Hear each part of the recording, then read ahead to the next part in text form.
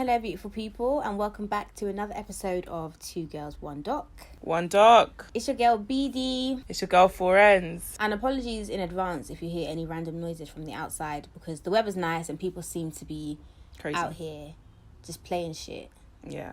And driving Loud. reckless too, may I add. I went to Yeah, shops the this morning. motorcycles. I've heard bare motorcycles. They are everybody's driving recklessly now because the roads Everyone's doing the are most. quote unquote clear. Everyone's doing the most, myself included, but everybody else is worse. Hippos be hypocriting. Hypocrites.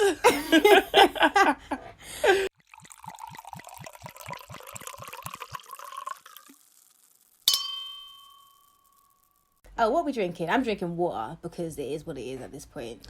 I'm going to say it in the accent that relates to the documentary we're doing. So I'm drinking coffee. Coffee. Coffee. Just a little bit of coffee. Luigi. But today we are doing Three Identical Strangers, which is probably one of the most like the baitest episodes, documentaries, on Netflix. Like, it's really bait. Loads of people have seen it. Loads of people have seen it. It came out a while ago. I think it came out, I don't know, 2017. It came out a while ago. Okay.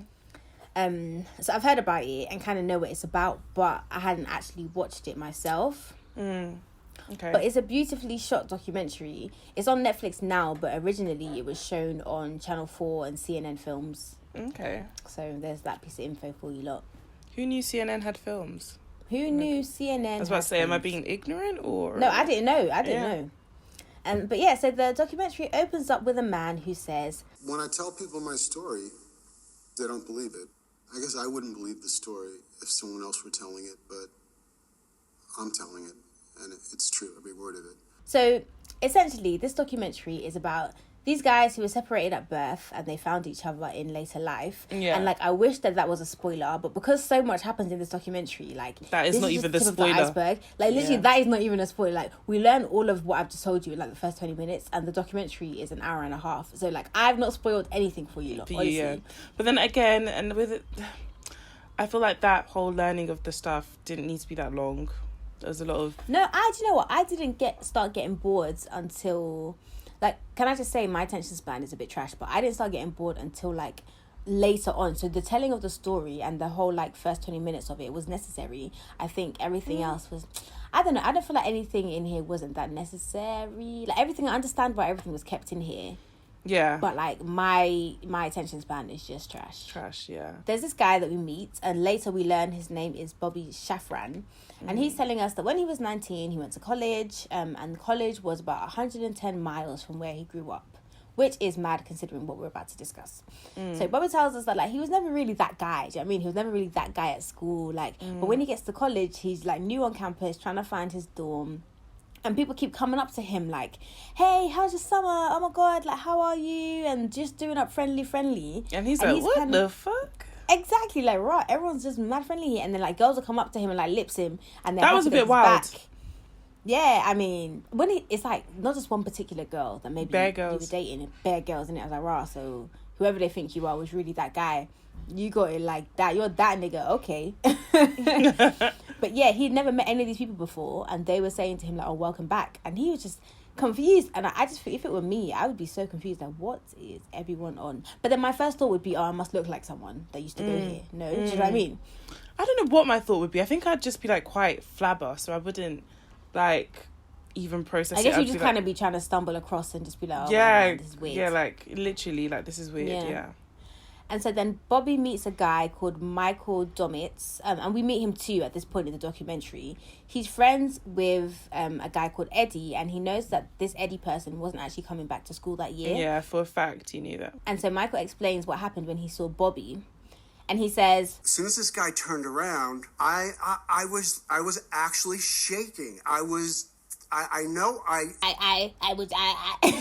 like, I was just shaking.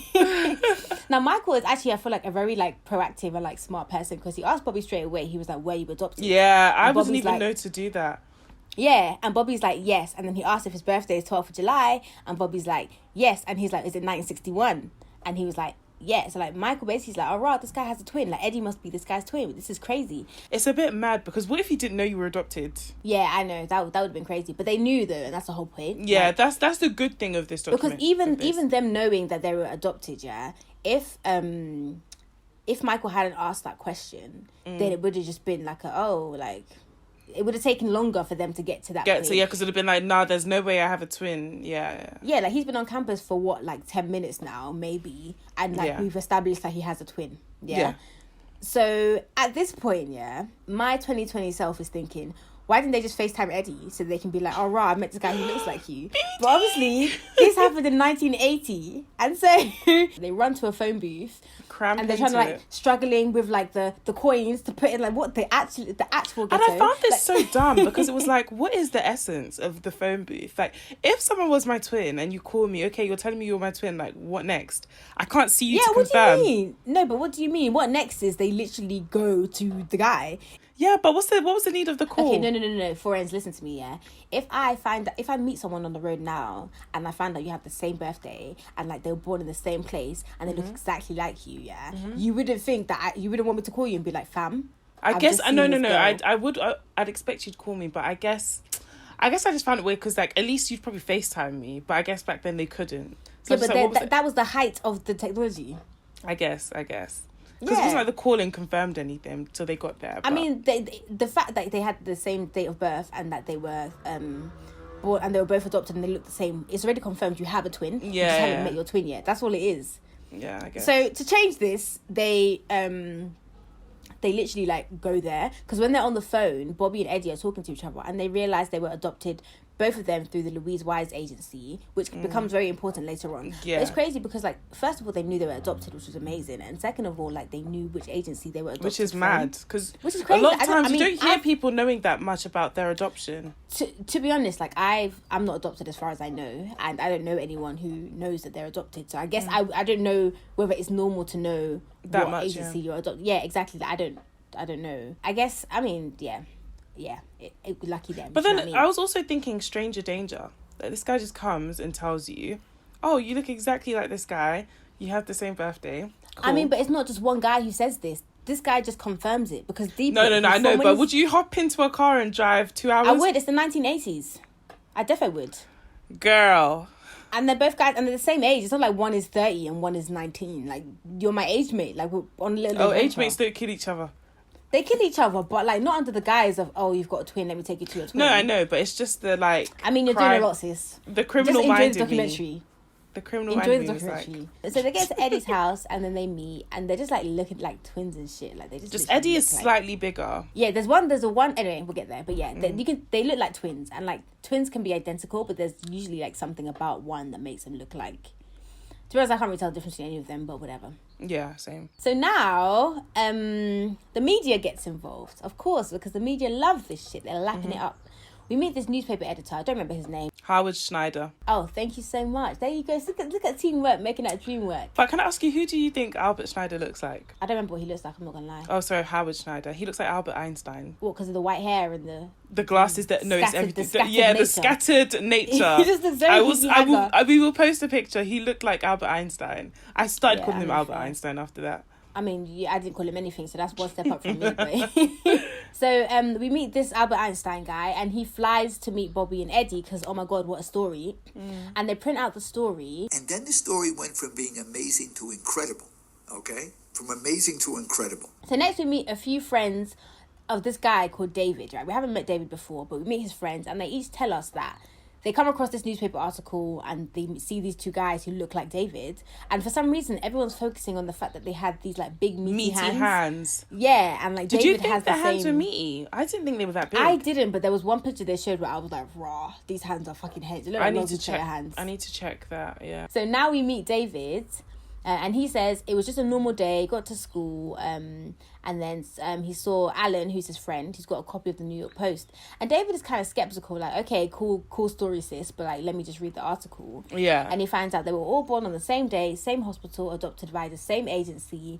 So David calls Eddie's mum and is basically like, I think I'm the third, like, I think I'm another one. When David calls Eddie's mum hangs up because she's just like, what the fuck? Like, she thinks it's a joke. But before she hangs up, she says, like, they're all coming out of the woodworks now. Like, there's so many of them. I don't think she hangs up because he was like, I think she dropped the phone or put the phone down. I think she let go of it out of shock. I don't think she hung up. I don't think that's what he meant. Yeah, okay. I think it was like she had the phone in her hand. And you know, back then it was like the ones attached to the little thingies. Whew, the ghetto. So ain't no cordless.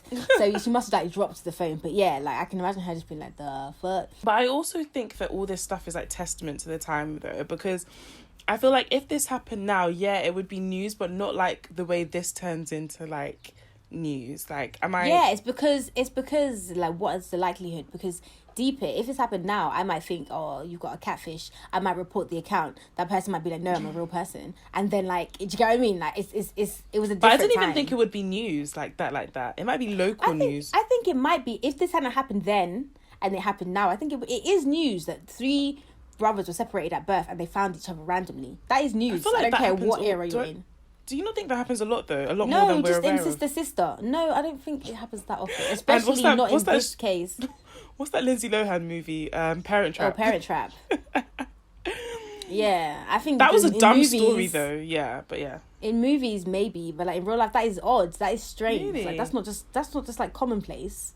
How many stories have you personally heard? How many twins do you personally know? I personally haven't heard a lot, but I just assume that there are a lot of cases where twins are put up for adoption and both are not adopted from the same family. But maybe in those cases, even when they're split, they maintain contact. So maybe that's the difference. think it was like a good story that would have died out. I think the reason that it even became what it is because of the rest of this documentary. Oh yeah, not so 100%. much because of that story. Yeah, 100%. But yeah, so we see Eddie, Robert, and David. They're doing the whole media circuit. They're going on loads of shows, covers of magazines, and it's just like good vibes. And we find out all these like things in common about them. So they all did wrestling at one point. They like the same colors, which is like I mean, there's not really that many colors to not like. I don't think that was a big deal. But they also but like make if the same someone likes brand. brown.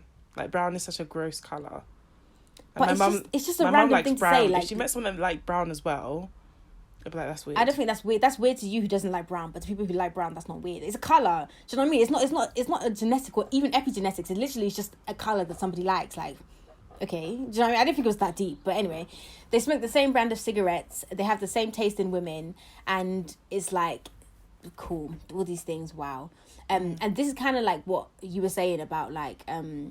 nature versus nurture in the Santoya Brown episode last week, because it's like they were all adopted by, so one was adopted by like a blue collar working family, one a middle class family, and one an affluent family, and yet they have all these similarities. So it's like, is it nature, is it nurture? Were they bound to all smoke cigarettes? Were they bound to all do wrestling anyway? Like, you know, were they bound to all like older women? Exactly. So now this is for real where the documentary starts, in my opinion, because it's actually about to get fucked. Like all of that we've just spoken about, la di da di da, like lit, cool. But now, so we meet Alice Shafran, who is Bobby's stepmom, tells us that no one really questioned what was going on except the parents, of course. And the parents were angry because they hadn't been told that the child that they were adopting was a triplet. So deep it, the kids have found each other now. They're triplets. And they're living their best life, like they're getting money from the media and everything, and the parents are sitting back like, we never were told that the child we were adopting was a triplet, and that's kind of fucked. Do you know what I mean? Like, obviously it can't really be ethical because they were separated at 6 months old, and one of the talking heads, I don't remember what her name was, but she says, if you imagine those 3 little bodies lying together and suddenly the coldness of being alone in a crib, it's a terrible deprivation. And it's like, I never actually thought about it like this, but it's actually kind of peak. Like, do you know what I mean? And then we hear that Bobby and David and Bobby, like, tell us that when they were kids, they were both told that they used to bang their heads against the wall at nighttime. And they sort of now think it must have been some kind of separation anxiety. Yeah. And deep it, we watched this documentary. All this time, we haven't actually seen Eddie in the present day in the same way that we've seen David and Bobby, which is really, really weird, but we get into it later on. I just kind of thought that he would, because we first see Bobby, then we see David, so I was like, okay, there'll be a point where he will pop up, kind of thing. Because as the story goes along, we start off with Bobby, who was the beginning one, and then then we progress. So now we get more into the Louise Wise Adoption Agency. We hear that this is the place to go for Jewish babies, right? That's just their thing. I didn't know that was a thing, but it makes sense. But the Jewish community is actually very like pro-Jew. And insular, do you know what I mean? They they push themselves forward. They support their businesses. So this actually doesn't really surprise me. It doesn't surprise me in the sense of that element. But what surprises me is usually that their whole dating marriage life is very structured. Like the girls get to a certain age, they get married to like Jewish boys, and then they have babies. I was surprised that there was an adoption agency, because it's kind of like their culture doesn't leave room. But then at the same time, like, these things happen, and so it's better to have a place where you can ensure that a Jewish baby is going to go to a Jewish 100%. family who know how to uphold the Jewish culture, which, I mean, fair, do you know what I mean? I don't think there's anything wrong with that. No, there isn't, yeah. So their parents arrange a meeting at the agency because they want answers, because what the fuck, do you know what I mean? Do you know what I mean? So they ask if they separated the boys at birth, and so the agency men them are like, yeah. And they say it was because it was hard to place 3 children in one home, and it was in their best interest for them to be split up, which is very, very dumb, because how can you make a decision for somebody? If I'm here and I want to adopt someone, you should be able to say to me, look, there's triplets, can you handle all 3? Like, you know, like, this is what it is. And then I can make an informed decision on whether I can take on 3 kids or not. I don't agree. I mean, I agree, obviously, that it's not ethical, but I don't agree with what you're saying, because from the perspective of, obviously, we find out why they did it later on, but if we're going solely based on this theory, if people walk in and they want to adopt a child, most people are not going to adopt 3 children. So I'm not saying there aren't people that will. And if you tell them, some parents don't want to take that one kid, because they don't want to separate them. So not that I understand, but I've heard that reasoning before. Like, I've heard before, like, twins are, because I have family members who have adopted before, and friends and stuff like that. I've heard that, I know that agencies always say that triplets, twins, anything more than one child is more difficult to, like, but they don't separate them, but they are more difficult to place. No, but it makes sense. But then the thing is that even you know how I said there was a working class family, a middle class family, and an affluent family. The dad, whichever one is the dad of the affluent family, was like, there was a working class one that actually said it. One of them was like, I would have taken all 3. All 3 of them. And my point that I'm making is that you did not give people the chance option. to make an informed decision, because it's harder to place 3 kids or whatever, but there might have been someone, and clearly in this case there was someone who would have taken all 3 of those kids, and we wouldn't be here. Do you know what I mean? Yeah, so no, it's that's like, true. Either way, like, it's just not ethical, and like whatever way the cookie crumbles is peak what they did, and especially why they did it. But we'll get into that. So they're at the meeting, and like, they don't really get any answers, you know what I mean? They leave the meeting kind of thinking this was dumb, but Bobby's dad forgets his umbrella, so he goes back in to get it. And he tells us that when he walks into the room, he sees them breaking open a bottle of champagne and toasting each other, kind of like as if they're celebrating that they've dodged a bullet. So it's kind of like the first indication that something deeper is happening fishy, here. Like, this is kind of like, okay, what's actually going on type thing. Just to admit to you guys, I've just gotten a delivery of wine, so no longer drinking water, now drinking White Zinfandel. Not jealous at all. If it starts to get lit from here, you know why. So on one end. If I start slurring my words. So the triplets didn't really care as much as the parents did, as we mentioned before. So at this point, they're 20, they're living their best lives, like they're living Sex, together. drugs, and rock and roll. Sex, drugs, rock and roll? The way you said that, I was like, what a mood. What? Literally, corny. Literally, like, they're doing us DJ 54, Copacabana, like all these like of the 80s. Literally so corny, like crack, like lines of cocaine, like they're in this movie with Madonna. Like, what's that movie with Wolf of Wall Street type vibes? Yes, yeah, literally, it was those vibes. Like, they're in a movie with Madonna. They're like, they get an apartment. Yeah, and they share have their a bed. apartment. It's like a bachelor pad, and they're doing everything together. Literally, the liquor store delivers to their house. And this is a random thing. So, like, we learned that Eddie has appendicitis, but he didn't have health insurance because Again, it shows America how and then childish, lack of health service. So he checks in as Bobby so he can get treatment because Bobby has health insurance. And I'm not gonna lie, like, I always wanted a twin so that I could do these kind of things. Not necessarily. I was about to say not particularly that, NHS, but yeah. But just to swap places with each other. Do you know what I mean? I know twins that have taken each other's like driving tests because like one was struggling. Yeah, or like you just get one gym membership, but then they'll be like, "Right, you're at the gym every day." I'm like, yes, and can't you see these abs? Can't you see this ass? So we meet Eileen Shafran, who is Bobby's wife. We meet Janet Kelman, who's David's wife, and we meet Brenda Galland, who's Eddie's wife. And they're basically all just saying that they got the best triplet, which is like cool. And at this point, like, we still haven't seen Eddie, and like I'm really in my notes I've got like I really hope he's okay, because it's starting to get a bit like you're watching the documentary, but it's in the back of your mind, just like, right, we haven't seen Eddie. Like, what the fuck is happening to Eddie? And you want to just see how they look, because funnily enough, Bobby and David don't look alike anymore. Yeah, but David's just put on weight, I reckon.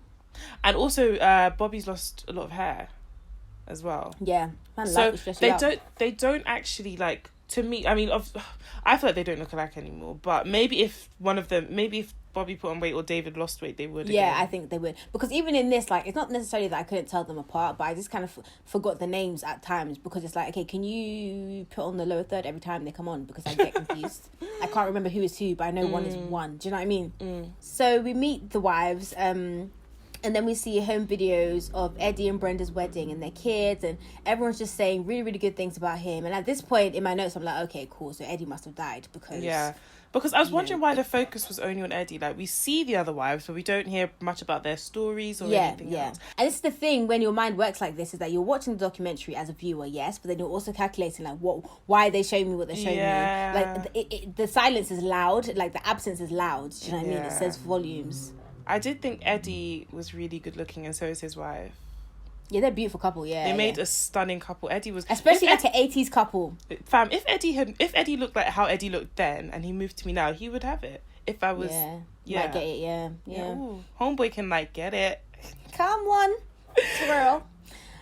So we find out that they open a restaurant called the Triplets, which is very gimmicky, corny, in my opinion, and did not seem sustainable at all. Corny, honestly. Corny. And so they did really well for the first year, but then things fell apart. Shout out to Chinua Achebe. But did things fall apart? Because from my kind of what I understood, because they got a really good spot as well. This restaurant was in Soho, which is like prime, like whatever. And prime they made real estate. They made over $1 million the first year.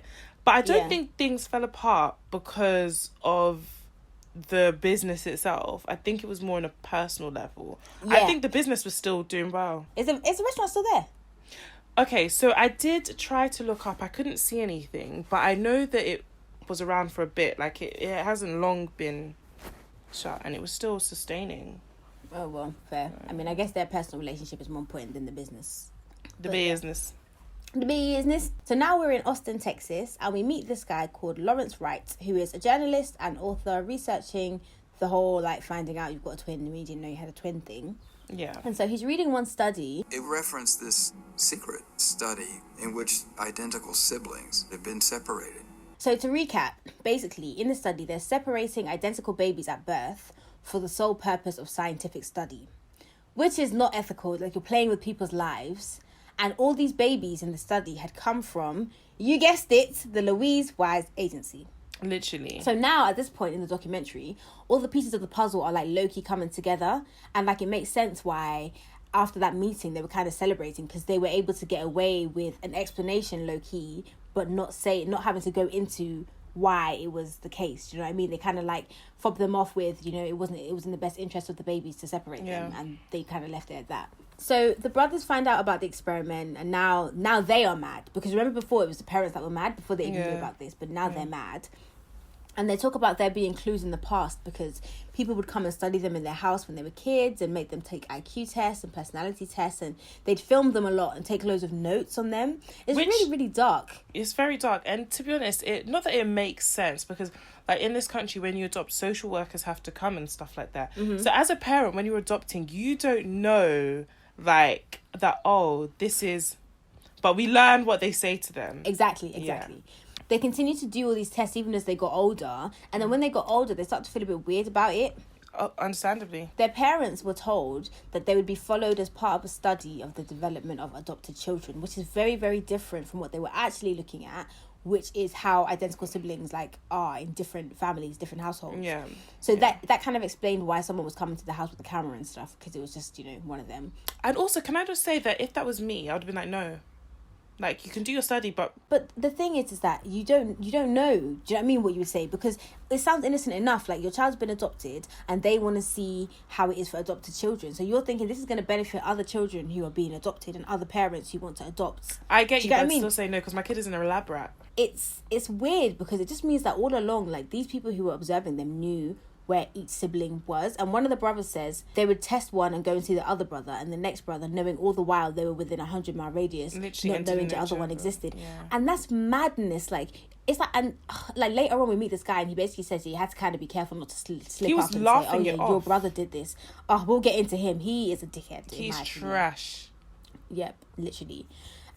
So yeah, like, it's just mad. But then the guy from Austin who discovered the study, Lawrence writes, he says that the person in charge of the study was this guy called Peter Neubauer, who was a psychiatrist in New York.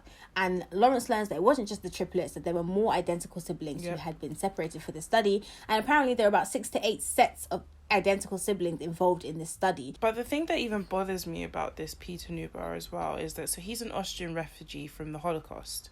And obviously, like, if you, like, most people know about, like, the crimes of the Holocaust as well. They used to do a lot of testing on, like, Jews, like, testing drugs and different things. You would think somebody who's had exposure to that, because it was one of the, this theme of, like, Holocaust and testing comes up as well, especially with Eddie's aunt, because she's much older, and obviously she probably had some experience or has first-hand knowledge of how things were at that time. And she kind of just says it was like there was some, like, Nazi kind of, like, and you'd think someone who's had exposure to that would be a bit more sensitive. It's a very dark thing to do something like this. It's extremely dark, and try and justify it. Literally, she makes this comment where she was like, you know, when you mess with, like, human lives, like, the end result can never be good. And she believes that the boys suffered for that. That's why none of them will have a happy ending. Like, or and peace. It's so true. Yeah. When you have a study like this, normally you produce the result. And the study was never published, and it's just so mad because it's like, what was the reason? Like, honestly, what was the point of all of this? Word to Cardi, what was the reason? Like, what was the reason? Literally, like, they struggled to get any information on the study because they're trying to conceal it and they're trying to hide what they did. So then, what was the point? Like, what was the point? Why did you put people through ruining lives for why?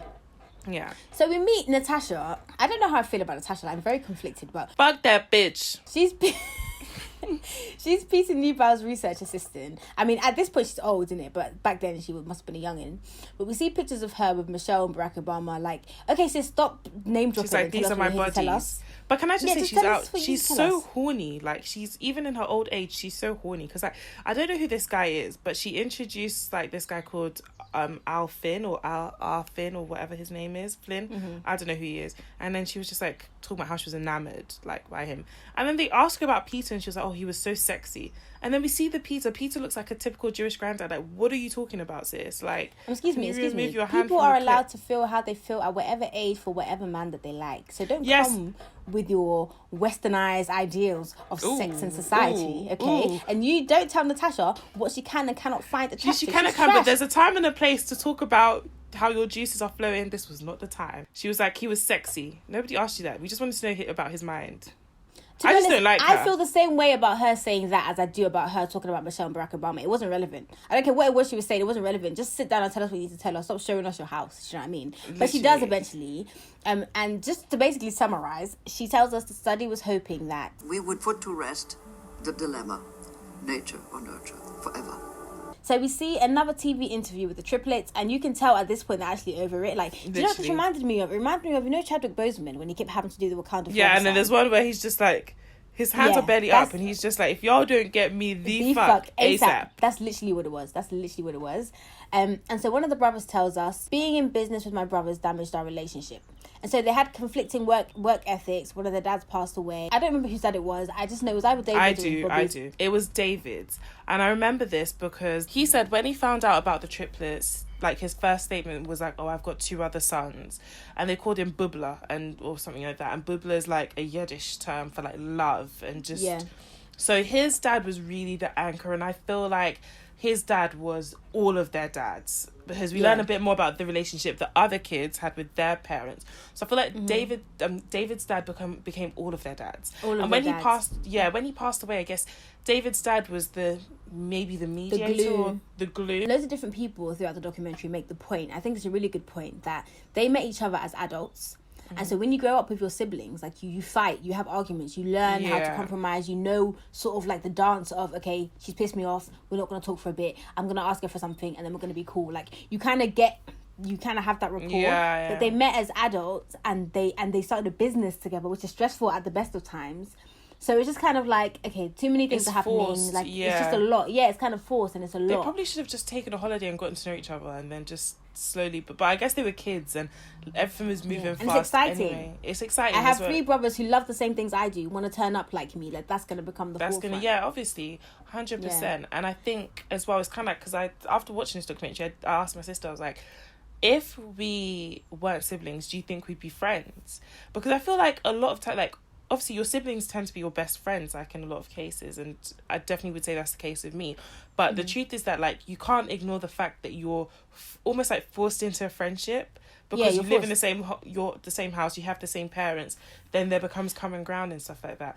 Yeah. So I think that's why you find with them, like you've said, that element of growing together and creating that bond is missed, and then you're adults and you have to, like, love this person like you're meant to have loved them your whole life, but they've missed out on 19 years of that. So yeah, it's true. And I think with your siblings, like, you just, like, not all siblings are close, and I used to take that for granted because me and my sister are really close. And then I remember my sister had a friend, and, like, that girl and her sister hated each other. They never used to even speak. So it isn't something that you have to. I just find that very strange, but it isn't something that you have to. Like, my sister and I are very, very different, and if we weren't sisters, we probably wouldn't be friends, because where would we have met? Do you know what I mean?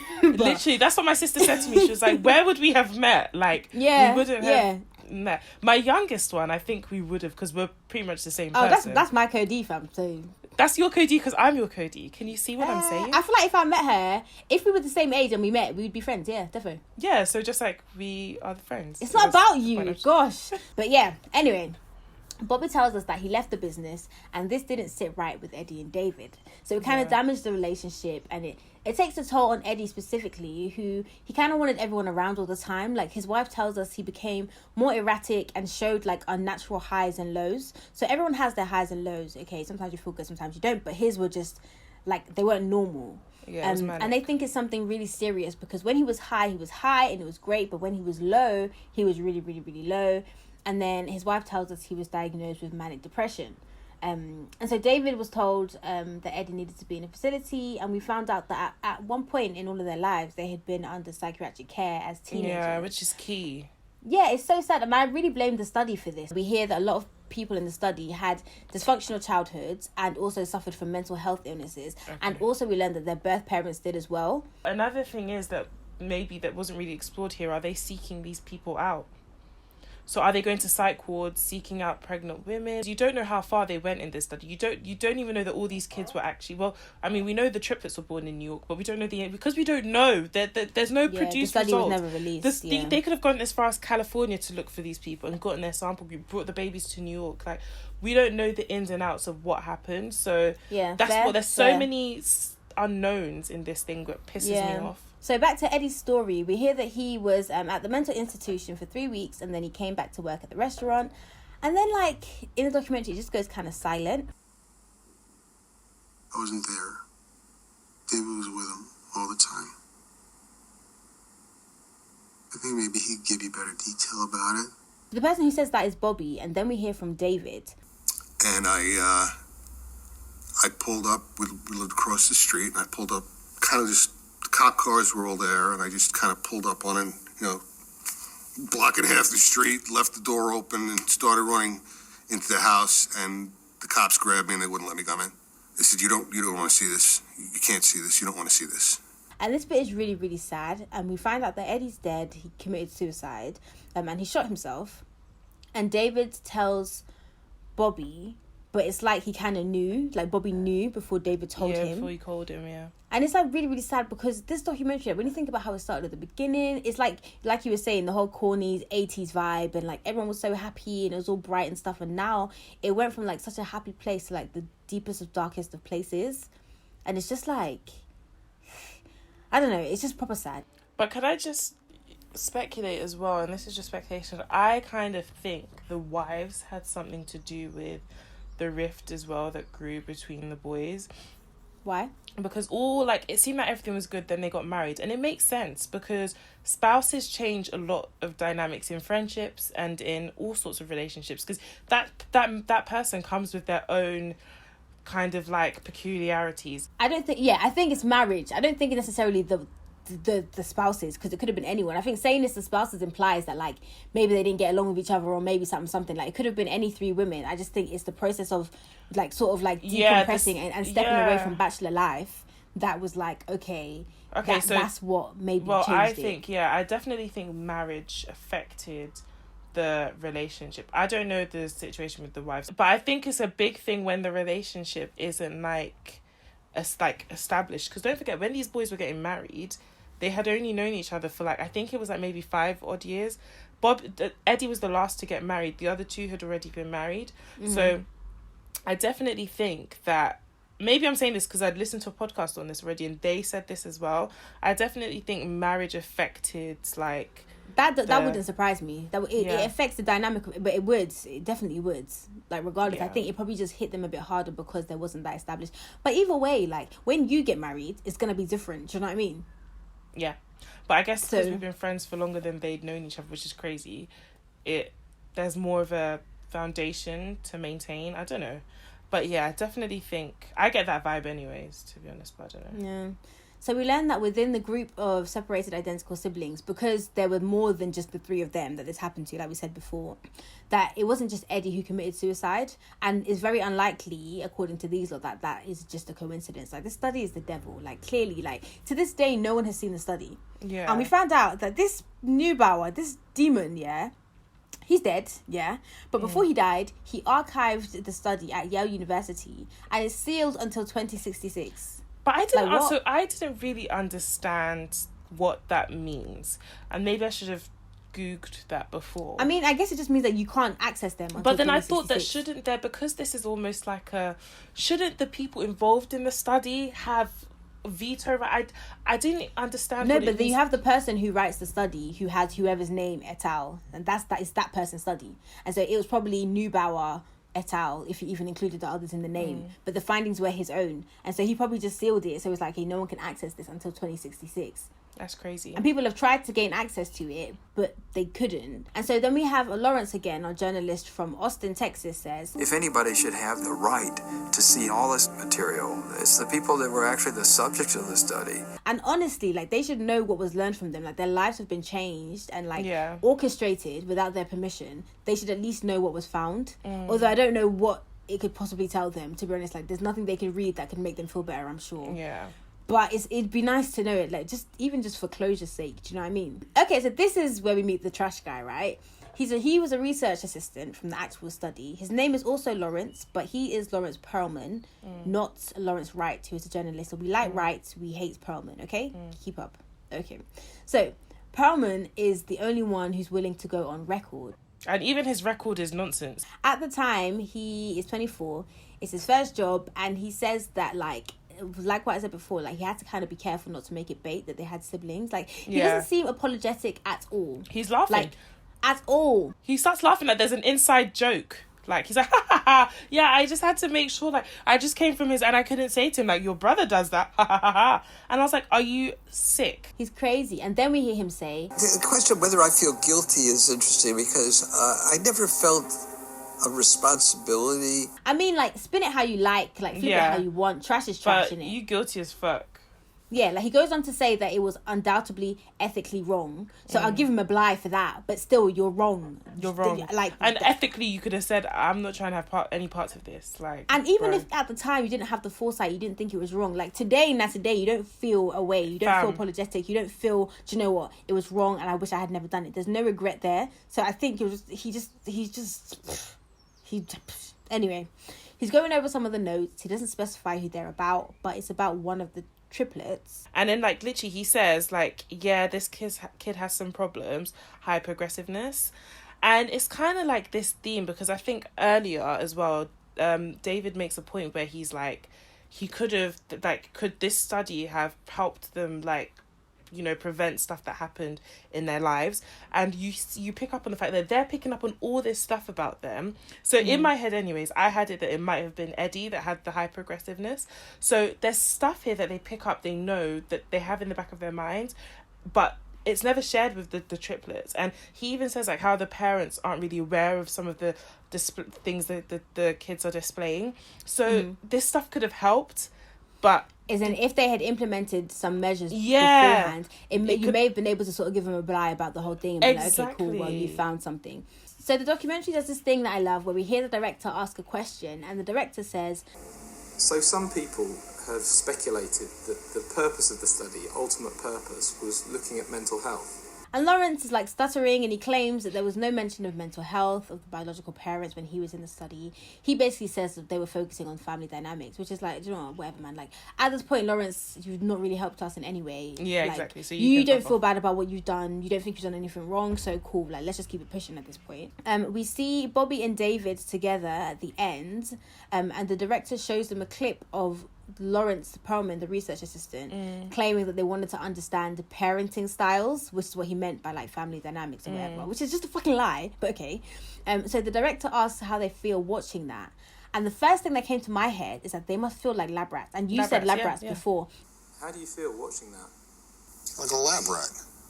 Not only have you studied the triplets and like noticed things that are a bit and done nothing about it, you're also studying the parents as well, which is why I'm assuming they put them into a low, middle, and high income family.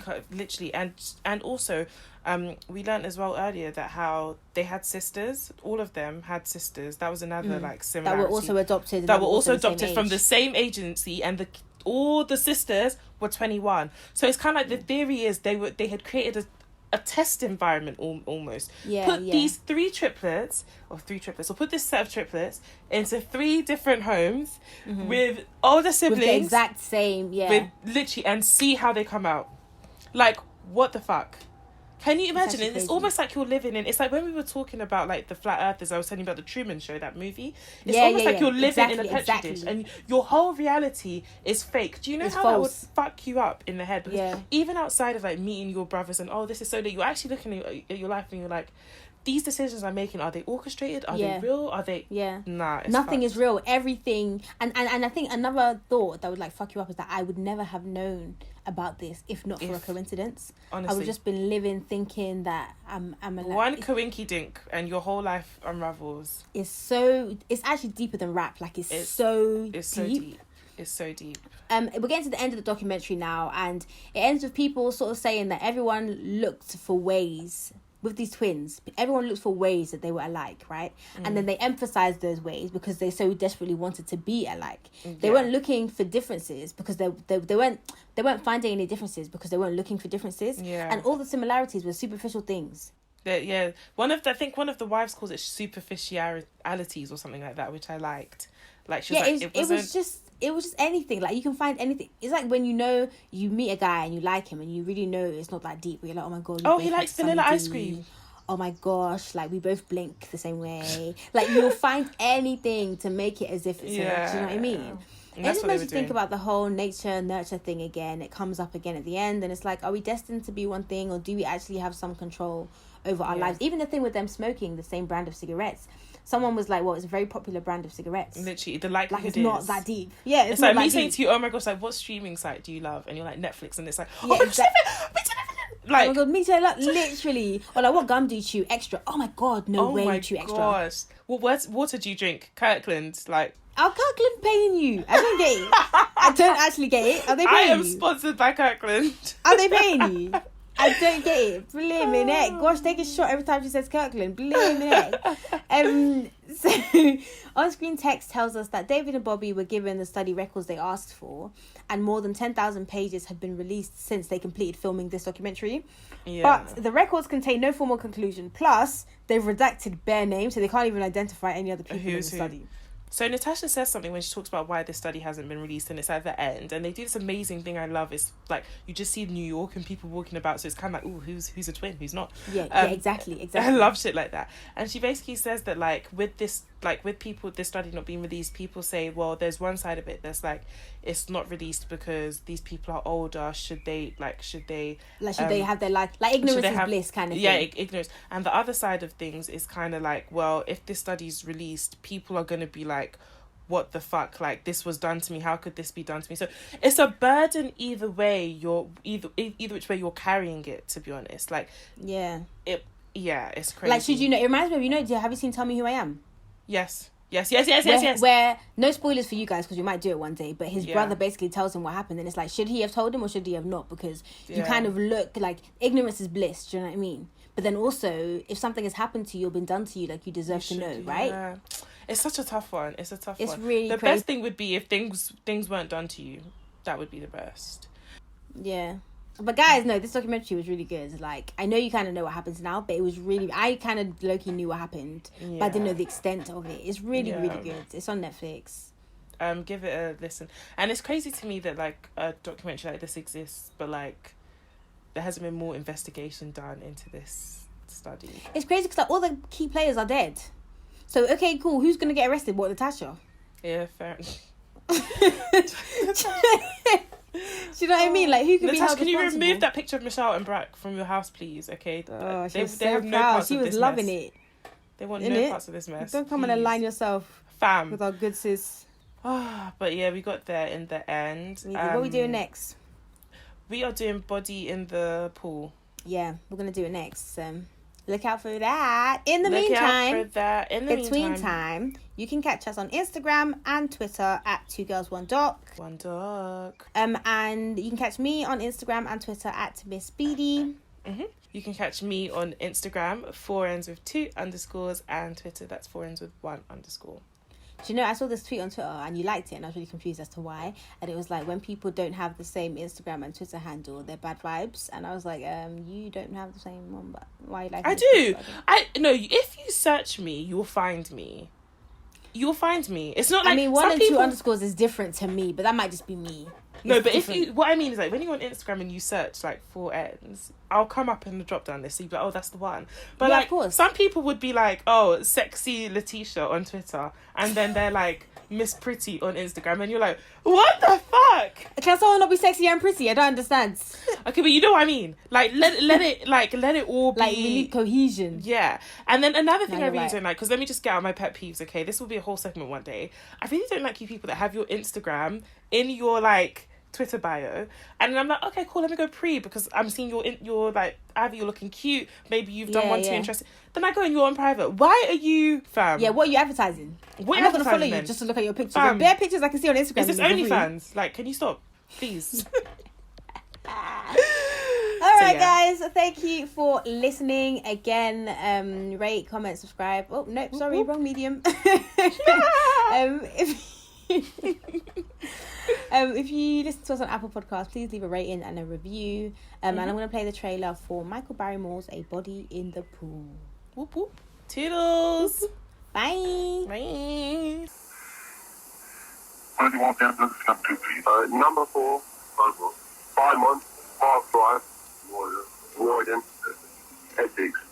Alright, we'll get the ambulance for you. Drowned in the pool. Right, sorry?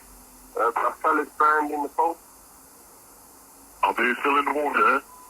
No, we've got them out. You've got them out. There's a party going on and someone's just gone out and found him.